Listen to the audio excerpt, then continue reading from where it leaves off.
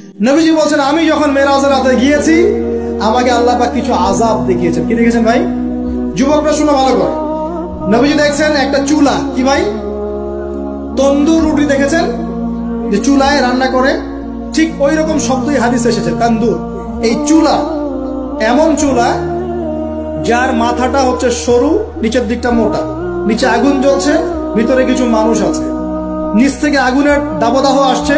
যখনই আগুন আসছে জাহান্নামে, তখন তারা ধাউ ধাউ করে উপরে উঠছে, আবার যখন আগুন নেমে যায় তখন তারা নিচে নেমে যায়। নবীজি মর্মান্তিক দৃশ্য দেখে বললেন যে এরা কারা, যাদেরকে এমন আযাব দেওয়া হচ্ছে? জিবরাইল আলাইহিস সালাম বললেন, যুবক ভাই শোনেন ভালো করে, জিবরাইল আলাইহিস সালাম বললেন, এরা হচ্ছে আপনার উম্মতের সেই সব ব্যক্তি যারা বিবাহ বহির্ভূত জিনা করেছিল। এই পাপটা মারাত্মক। আল্লাহ পাক আমাদের সবাইকে এই পাপ থেকে ফিরে আসার তৌফিক দান করুন। এবং এই পাপ যদি করে থাকেন হতাশ হবেন না, তওবা করে আজকেই ফিরে আসবেন। তওবা করলে আল্লাহ পাক যে কোনো পাপ মাফ করে দিবেন ইনশাআল্লাহ। যে কোনো পাপ তওবা খাস করতে হবে, কোনোদিন এই পাপে লিপ্ত হওয়া যাবে না। এই যে উম্মতদেরকে উৎসাহিত করা হয়েছে না জিনার জন্য, আর নবী সাল্লাল্লাহু আলাইহি ওয়াসাল্লামকে কেন দেখানো হলো? কারণ তার উম্মতের মধ্যে জিনার পাপ ছড়িয়ে পড়ে বেশি। কিসের মধ্যে? চুলার মধ্যে শাস্তি দেওয়া হচ্ছে, চুলায় শাস্তি দেওয়া হচ্ছে। নবীজি বলছেন তাদের ভিতর থেকে এত দুর্গন্ধ বের হচ্ছিল যেন মনে হচ্ছিল যে কোনো পাবলিক টয়লেটের পাশ দিয়ে আমরা যাচ্ছি। প্রিয় ভাই, আল্লাহর ওয়াস্তে জিনার ধার কাছেও যায় না। আল্লাহ পাক বলেছেন ওয়ালা তাকরাবু জিনা, জিনার কাছেও যেও না। এক নাম্বার শাস্তি কি রেখেছেন নবী সাল্লাল্লাহু আলাইহি ওয়াসাল্লাম? কিসের শাস্তি? তন্দুর চুলার মধ্যে আগুনের শাস্তি। কিসের পাপের কারণে? বলেন, জিনা। এই উম্মতে মুহাম্মাদের মধ্যে জিনা ছড়িয়ে পড়েছে কিনা? এখন আমরা কি এই স্রোতে গা ভাসাবো না দূরে থাকবো?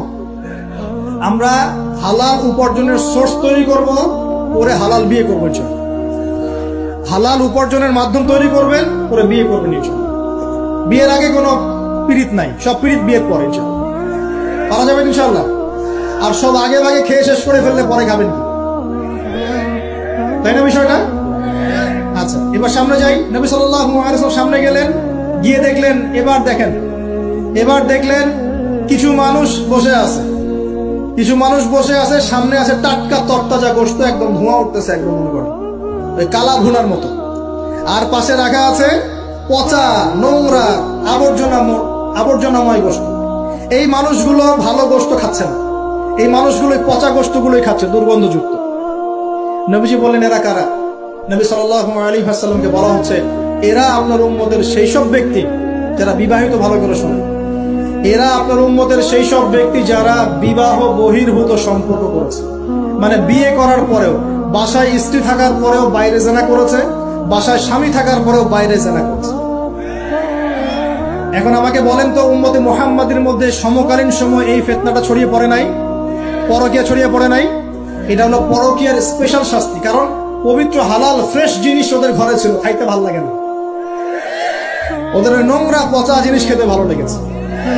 আল্লাহ পাক কিয়ামতের মাঠেও ওই বারজাখের জীবনেও ওই একই শাস্তি দিবেন ইনশাআল্লাহ। আর এখন তো মিডিয়ার মধ্য দিয়ে এই যে বিভিন্ন সিরিয়ালস, নাটক, হাবি জাবি, এগুলোর মধ্য দিয়ে এটাকে উস্কে দেওয়া হচ্ছে, এটাকে অ্যাভেলেবেল করে ফেলা হয়েছে। আর যারা বড় বড় শহরে থাকে এগুলো তো ফিতনা আরো বেশি। আল্লাহ পাক আমাদের মা বোনদেরকে বোঝার তৌফিক দান করুন, আর আমাদের ভাইদেরকেও বোঝার তৌফিক দান করুন। আমাদের সবাইকে আল্লাহ পাক পরকীয়ার মতো নোংরা পাপ থেকে হেফাজত করুন, বিবাহ বহির্ভূত সম্পর্ক থেকে হেফাজত করুন।